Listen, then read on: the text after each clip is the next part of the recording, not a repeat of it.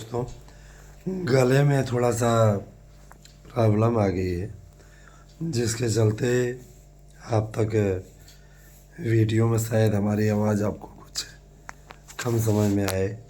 फिर भी मैं आप लोगों के लिए कुछ अपडेट लेके आया हूँ और मैं बताना चाहूँगा कि देखिए, भर्तियों में कार्यक्रम की घोषणा करने के पश्चात नए आयोग ने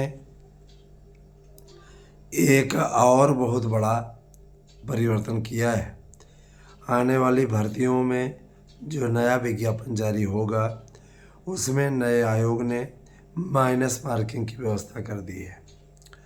और माइनस मार्किंग की व्यवस्था के साथ ही निगेटिव मार्किंग जब लागू हो जाएगी, तो साथ ही साथ 130 प्रश्नों की व्यवस्था कर दी है।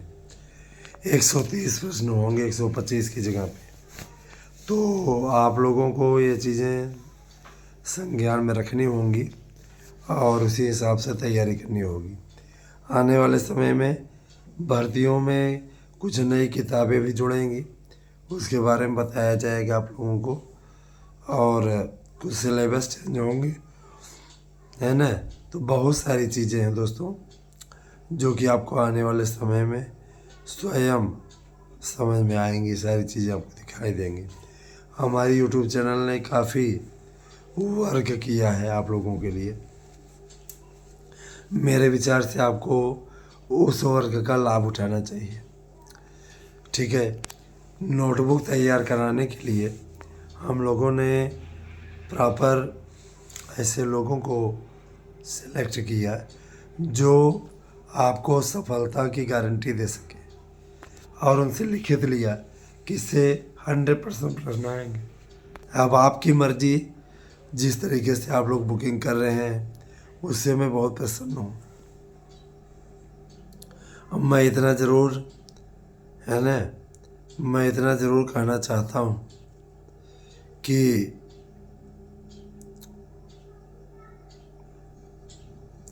आपको हमारे इस नोट से सफलता की गारंटी है।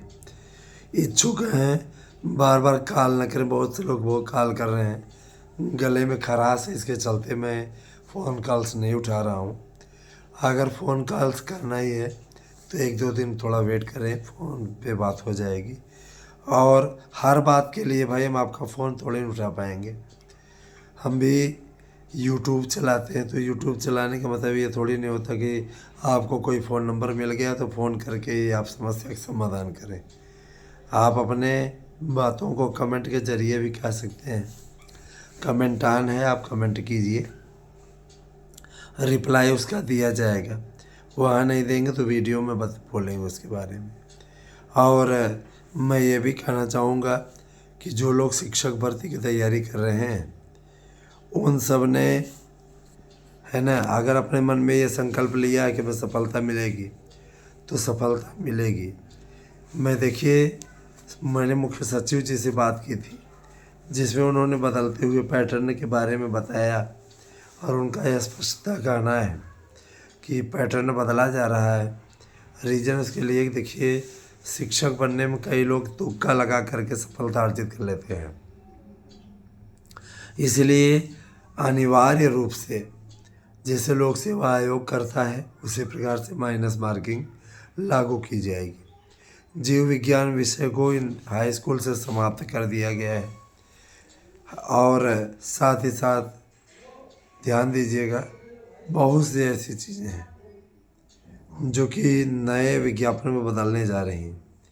और ये तो तय है कि अब आने वाला समय अभ्यर्थियों के लिए काफ़ी चुनौतीपूर्ण होने जा रहा है।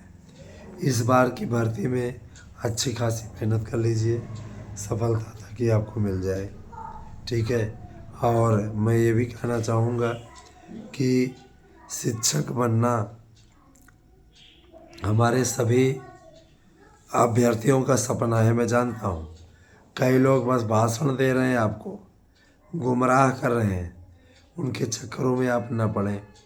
हमारे दोनों यूट्यूब चैनलों को, सार्थक, अनिल सार्थक न्यूज़ को, और साथ ही साथ आप हमारे चैनल आराध्या न्यूज़ को सब्सक्राइब करें। चैनल से जुड़े रहिए, बेल अवश्य प्रेस कर लीजिए, जिससे कि जो भी हम आपको जानकारी देना चाहें, वीडियो डालें, तो आप तक वो जानकारी पहुंच जाए। जूनियर के बारे में मैंने बात की थी उनसे, तो उन्होंने बताया कि जूनियर एडिटर की भर्ती के लिए काफ़ी कुछ किया जा चुका है। जूनियर एडिटर के लिए जो आवश्यक दिशा निर्देश वो दिशा निर्देश नए आयोग की अध्यक्षा को दिए जा चुके हैं। जूनियर एडेड वाली कट ऑफ मेरिट तैयार हो रही है। बहुत जल्दी ही मान के चलिए कि दिसंबर लास्ट तक इसकी नियुक्ति प्रक्रिया को पूरा करने का आदेश है। 31 दिसंबर तक जूनियर एडेड की भर्ती का पूरा फाइनल डेटा आ जाएगा।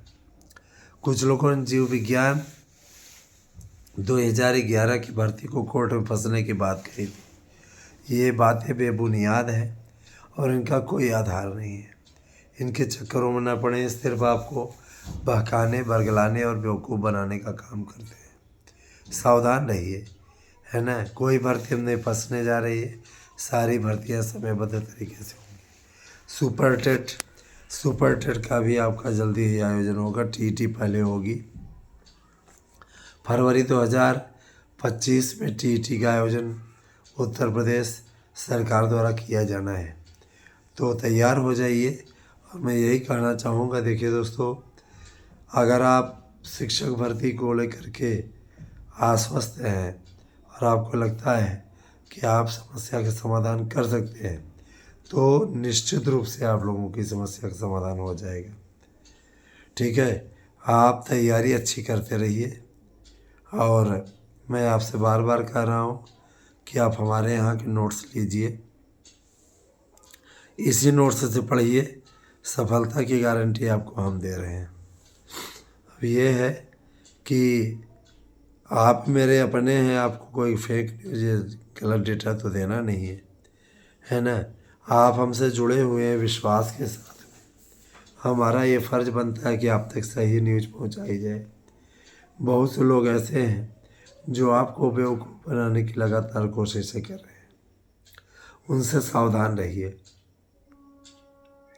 चैनल को ज़्यादा से ज़्यादा सब्सक्राइब कीजिए, ज़्यादा से ज़्यादा लाइक कीजिए, और साथ ही जो वीडियो है